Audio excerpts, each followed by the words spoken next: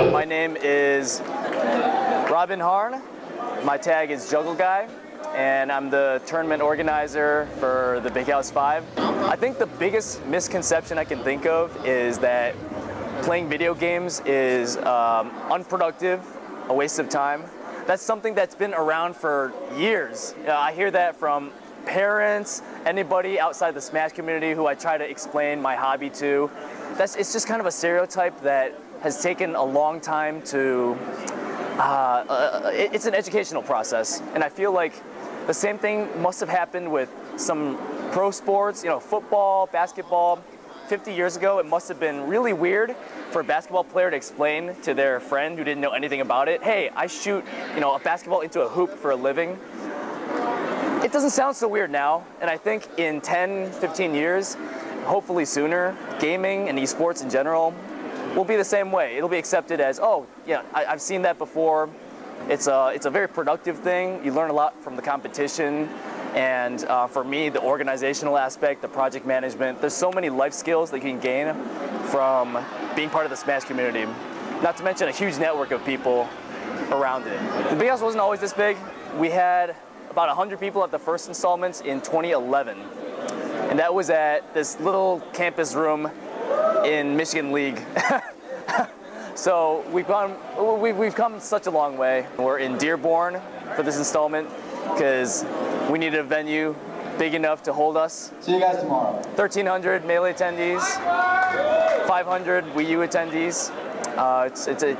It's a big party for 3 days. This is kind of a culmination of many months of excitement, hype, people looking forward to meeting each other because we only see each other, or we only talk to each other online a lot until these big tournaments every couple months. And this is really the premier Midwest major, as they call it. I started wanting to organize tournaments because back in 2010, 2011, there weren't really many good tournaments out there. Everybody was doing, little Smash Fests in people's basements, sloppy looking 20-person tournaments at some random room on campus, like Mason Hall, Michigan League. And we wanted to grow that and turn it into something that was a little bit more sustainable, a little bit more accessible on social media. We're streaming now. That wasn't a thing 5 years ago. The Big House stands out from other majors because we are still very, very grassroots. If you look at Evo and some of the other esports majors, they're run by these big corporations. They throw money around, and that's great. We love that they want to have Smash at their events, but it really lacks the personal touch that a grassroots Big House 5 event has because the staff is all community members. We know what people need. We know what they want.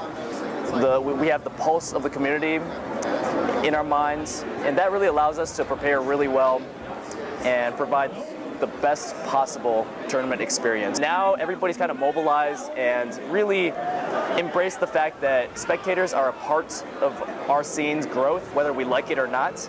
There's always different stakeholders that we need to keep in mind. We have the top players, we have the more casual players, we have the spectators, and we have the stream viewers. And it's all about balancing those 4, maybe 5 different stakeholders to create the best possible tournament experience without too many trade-offs. And in the last few years, the spectator aspect of that stakeholder has really shot up in importance. The Compendium is a library of content that donors can unlock through different levels of contributions online. It's a project that I launched with Smash GG, which is a web development startup that has done amazing things for the community and amazing things specifically for the Big House 5. We just basically did a web platform where people can donate. If you donate a certain amount, you can unlock a certain reward. I know, for like $50, you could get Scar and Toph to read a shout out on stream for you. I know a lot of people like that. It's sold out.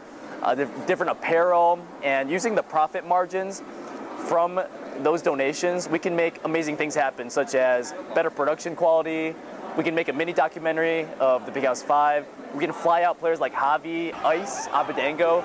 Really exciting things that leverage the fact that our spectator base is growing so exponentially that it'd be a wasted opportunity if we didn't at least open up the possibility of contributions from them, because we know we have a lot of fans who aren't able to come to the events for one reason or another. You know, you got school, you got work.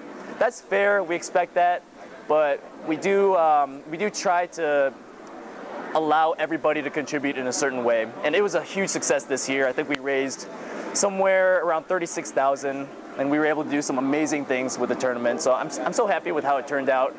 Definitely a thing that I think will become more common with other Smash majors, because we had a proof of concept this year at Big House.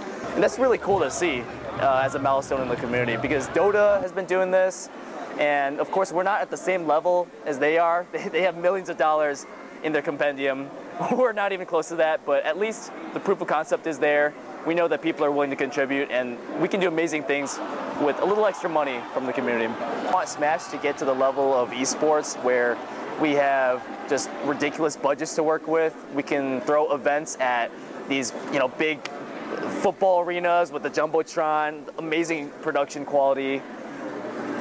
There are some problems that come with scaling to that size of event. You have the top players who might start skipping on local events because it's just not worth it monetarily for them to attend, when they could go to a couple ridiculous majors in the year and make the same amount of money.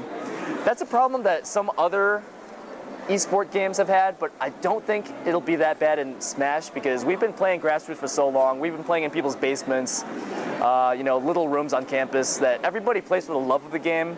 I can't really think of anybody who's like, you know what, I'm gonna go in a spreadsheet and calculate what's the optimal schedule of tournaments for me to make the most money. That's not really a thing in Smash, so I'm not too worried about that, but I do know that it's been a problem at some of the other esports where there's a different dynamic between the top players and the tournament organizers, because the money needs to be in the right hands, or else it's a dangerous situation.